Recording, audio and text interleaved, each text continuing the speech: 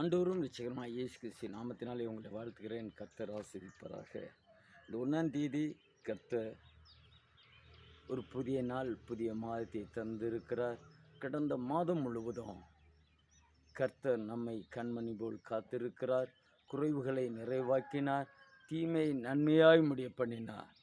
அதற்காக கர்த்தரை ஸ்தோத்திரம் பண்ணுவோம், நன்றி சொல்வோம். இந்த கால வேளையில் என்கிட்ட ஒரு வித்தியாசமான இஸ்ரவேல் ஜனங்களை பார்த்து கீழ்ப்படியாத ஜனங்களை பார்த்து கர்த்தர் சொன்னார், சூனியத்திலும் சூனியமாய் இருக்கிறீர்கள்.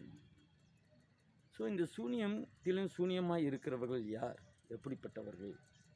அதில் ஏசியா தீர்க்கதரிசியின் புத்தகத்தில் 47வது அதிகாரத்தில் 7லிருந்து 13 வரையிலும் வாசிப்போமானால், இந்த சூனியத்திலும் சூனியமாக இருக்கிறவர்கள், சூனியக்காரர்கள், தேவனுக்கு பிரியமில்லாதவர்கள், தேவனுக்கு பிரியமில்லாதபடி பாவத்தை செய்கிறவர்களை குறித்து சொல்லப்படுகிறது. என்றென்றைக்கு 7வது வசனம் சொல்லும் 47, என்றென்றைக்கும் நாயகியாய் இருப்பேன் என்று சொல்லி இந்த காரியங்கள் இதுவரைக்கும் உன் மனதிலே வையாமலும் அதன் முடிவை நினையாமலும் போனாய். இப்பொழுதும் சுகசெல்வியே, விசாரம் இல்லாமல் வாழ்கிறவளே, நான் தான், என்னை தவிர ஒருவரும் இல்லை, நான் விதவை யாவதில்லை, நான் சந்தான சேதத்தை அறிவதில்லை என்று உன் இதயத்தில் சொல்லுகிறவளே, நான் சொல்லுகிறதை கேள். சந்தான சேதமும் விதவை இருப்பும் ஆகிய இவ்விரண்டும் உனக்கு சடிதிலே ஒரே நாளில் வரும். உன் திரளான சூனியங்களின் நிமித்தமும் உன் வெகுவான ஸ்தம்பன வித்தைகளின் நிமித்தமும் அவைகள் பூரணமாய் உன்மேல் வரும். உன் துன்மார்க்கத்தில் நீ திட நம்பிக்கை இருந்து என்னை பார்க்கிற ஒருவரும் இல்லை என்றாய். உன் ஞானமும் உன் அறிவுமே உன்னை கெடுத்தது. நான் என்னை தவிர ஒருவரும் இல்லை என்று உன் இதயத்திலே எண்ணினாய். ஆகையால் தீங்கு உன்மேல் வரும். அது எங்கே இருந்து உதித்தது என்று நீ அறியாய். விக்கினம் உன்மேல் வரும், நீ அதை நிவர்த்தியாக்க மாட்டாய். நீ அறியாதபடிக்கு சடிதியாய் உண்டாகும் பால் கடிப்பு உன்மேல் வரும். எனக்கு அருமையானவர்களே, இங்கே சொல்லப்படுகிறது, கர்த்தர் என்றென்றைக்கும் நான் வாழ்வேன். 6வது வசனத்தில், நான் என் ஜனத்தின் மேல் கடும் கோபம் அடைந்து என் சுதந்திரத்தை பரிசுத்த குலைச்சலாக்கி அவர்களை உன் கையில் ஒப்புக் கொடுத்தேன். நீ அவர்கள் மேல் இரக்கம் வையாமல் முதிர் வயதுள்ளவர்களின் மேல் உன் நுகத்தை மகாபாரமாக்கினாய் என்று. எனக்கு அருமையானவர்களே, கர்த்தருடைய நாம மகிமைக்காக நான் எந்த நாளும் நாயகியாக இருப்பேன், எந்த நாளும் நான் இருக்கிறபடியாகவே இருப்பேன் என்று சொல்லுகிற சுகசெல்வியே, விசாரம் இல்லாமல் வாழ்கிறவளே, சுகசெல்வி. சுகஜீவிகள் பரலோக ராஜ்யத்துக்கு போக முடியாது. இன்றைக்கி அநேக சுகமாய் மட்டும் வாழணும், பிரச்சனை வந்துடக்கூடாது, உபத்திரம் வந்துடக்கூடாது, பலவீனம் வந்துடக்கூடாது, நான் எப்போதும் சுகமாக இருக்க வேண்டும் என்று விரும்புகிறார்கள். இந்த சுகஜீவிகள், சுக செல்வியே, விசாரம் இல்லாமல், கவலை இல்லாமல், எதை குறித்து அக்கறை இல்லாமல் வாழ்கிறவளே, நான் தான், என்னை தவிர ஒருவரும் இல்லை, நான் விதவை ஆவதில்லை, நான் சந்தான சேதத்தை அறிவில்லை என்று உன் இதயத்தில் சொல்லுகிறவளே, நான் சொல்லுகிறதை கேள் என்று கர்த்தர் சொல்லுகிறார். இதையெல்லாம் சந்தான சேதம் வராதுனா, விதவை ஆவதில்லையா, யாரும் மறிப்பதில்லை என்று மனதிலே கடினமான இப்படிப்பட்ட சிந்தையை வைத்திருக்கிறவளே கேள் என்று சொல்லுகிறார். சந்தான சேதமும் விதவை இருப்பும் ஆகிய இவ்விரண்டும் உனக்கு சதிதியாக ஒரே நாளில் வரும். உன் திரளான சூனியங்களின் நிமித்தம் உன் வெகுவான ஸ்தம்பன வித்தைகள் நிமித்தம் அவைகள் பூரணமாய் உன்மேல் வரும். அதாவது பாருங்கள், சுகசெல்வி, சுகமாய் ஜீவிக்கிறவர்கள் இவர்களை முழிக்க மாட்டாங்க, இரவு கண் விழித்து ஜெபிக்கவோ தியாகம் பண்ண மாட்டாங்க, உபவாசம் ஜெபம் பண்ண மாட்டாங்க, அல்லது கர்த்தருக்கு பிரியமான காரியங்களை தங்களுக்கு உண்டான நன்மையானவைகளை கர்த்தருடைய நாம மகிமைக்காக செலவு செய்ய மாட்டாங்க. சுகமாக இருக்கணும், சாப்பிடணும், நல்லா தூங்கணும், என் சரீரம் என் உடம்பு என்று சுகமாய் வாழ விரும்புகிற சுகசெல்வியே, கவலை இல்லாமல் வாழ்கிறவளே, சுகமாக இப்படியாக தியாகம் பண்ணாதபடி, உபத்திரவத்திலே சந்தோஷப்படாதபடி, உபத்திரத்தை ஏற்றுக்கொள்ளாதபடி எப்பொழுது சுகமாய் வாழ நினைக்கிறவர்கள் யாரும் பாருங்கள். இவைகளெல்லாம் சந்தான விதவி இருப்பாங்க, இவ்விரண்டும் உனக்கு சடிதியாக ஒரே நாளில் வரும். உன் திரளான சூனியங்கள் நிமித்தம் உன் வெகுவான ஸ்தம்பன வித்தைகள் நிமித்தம் அவைகள் பூரணமாய் உண்மையில் வரும்.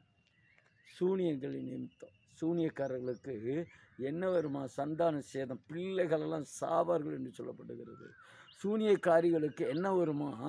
சூத்திரம், விதவை இருப்பு வருமா? எனக்கு அருமையானவர்களே, கர்த்தருடைய நாம் மகிமைக்கா இது சூனியங்கள் நிமித்தம். சூனியக்காரர்களுக்கு, இந்த சூனியக்காரர்களை சுக செல்வி என்று இங்கே வேதம் சொல்லுகிறது. சுகமாய் வாழுகிறவர்கள் இங்கே பாருங்கள், சூனியங்கள் நிமித்தம். இந்த சுக செல்வி சுக ஜீவிதம் வாழ்கிறவர்கள் சூனியக்காரர்களுக்கு ஈக்குவல் என்று சொல்லப்படுகிறது.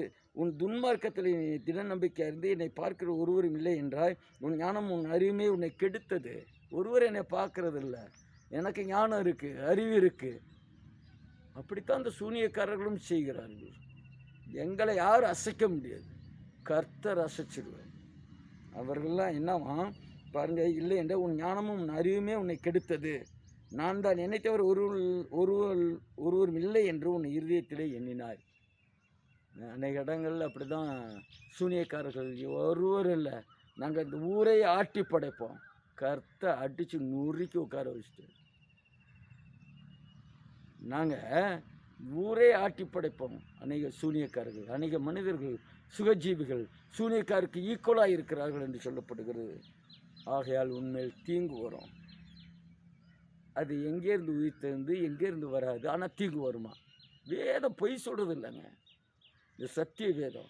அதனால் சுகமாய் வாழ நினைக்கிறவர்கள் சுகத்தை விட்டுட்டு தேவனுக்கென்று தங்களுடைய ஆவி, ஆத்மா, சரீர உடைமைகள் எல்லாம் தியாகம் செய்கிறவர்களாக இருக்கணும். தியாகம் செய்யணும். இரவிலே கண் விழித்து ஜெபிக்கணும், ஜெபிக்கிறவர்களோடு இணைந்திருக்கணும், உபவாசித்து ஜெபிக்கிறவரோடு இந்த உணவை தியாகம் பண்ணி வந்து பாரப்பட்டு ஜெபிக்கணும். இன்னும் சோத்திரம் என்னென்ன விசேஷ ஜபங்கள் வருகிறதோ அவைகள் எல்லாம் இணைந்து ஜெபிக்கணும். ஜனங்களுக்காக பாரப்படணும். சூனியக்காரர்களுக்கு அப்படி இல்லை. யார் கேடு கெட்டு போனால் என்ன, நான் நல்லா இருக்கணும். நிறைய இடங்களை பிடுங்குவதற்காக சூனிய வைக்கிறார்கள். சூனியக்காரிகள் இடத்த பிடுங்கணும், சொத்தை அபகரிக்கணும், இப்படிலாம் செய்து கொண்டு இருக்கிறார்கள். எனவே சுகமாய் வாழ நினைக்கிறவர்கள் சூனியக்காரிகளுக்கு ஈக்குவலாக இருக்கிறார்கள். சூனியக்காரிகளுக்கு ஏற்படுகிற தீங்கு தான் வரும். சூனியக்காரர்களுக்கு ஏற்படுகிற சங்காரம் தான் வரும். எனக்கு அருமையானவில்லை, வெளிப்படுத்த அப்போஸ்தலர் பணியில் அநேக சூனியக்காரர்கள், மந்திரவாதிகள் மந்திர புத்தகத்தெல்லாம் எரித்து போட்டு இயேசுதான் தெய்வம் என்று வந்தார்கள். இன்றைக்கும் இந்த சூனியக்காரர்களுக்கு ஈக்குவலாக இருக்கிற சுகஜீவிதத்தை விட்டு நாம் கடந்து விடுவோம். நிச்சயமாக கர்த்தர் ஆசீர்வதிப்பார். இயேசு கிறிஸ்து அவர் எப்பொழுதுமே பிசாசுகளை விரட்டுகிறவராக இருந்தார். பிசாசுகளை விரட்டி சுகம், கர்த்தருடைய நாம் மகிமைக்காக அற்புதங்களை செய்தார். இந்த இயேசு நமக்காக அடிக்கப்பட்டு இரத்தம் சிந்தி ஜீவனை கொடுத்து 3ஆம் நாள் உயிர்த்து மீண்டு வரப்போகிறார். அந்த இயேசுவை நம்புவோம், சுகஜீவத்தை விட்டு வெளியில் வருவோம், உபத்திரவத்தை ஏற்றுக்கொள்வோம், ஸ்தோத்திர தண்டனையில் தப்பித்துக் கொள்வோம். இந்த ஸ்தோத்திரம் வெளிப்படுத்தின விசேஷம் 21:8 சொல்லுகிறது, பயப்படலாம் ஆவிசுவாசிகளும் விக்கிரகாரங்களும் சூனியக்காரர்களும் 2ஆம் மரணமாகிய கந்தகம் எரிகிற நரகத்தில் விழுவார்கள். எனவே சுகஜீவிகளாய் வாழ்ந்து நரகத்துக்கு போவதை விட நாம் தியாகமாய் வாழ்வோம், கர்த்தருக்கென்று வாழ்வோம், அநேக ஆத்துமாக்கள் ரட்சிப்புக்குள்ளாக நடத்துவதற்கு வாழ்வோம். அதற்கேற்ற பலனை கர்த்தர் கொடுப்பார்.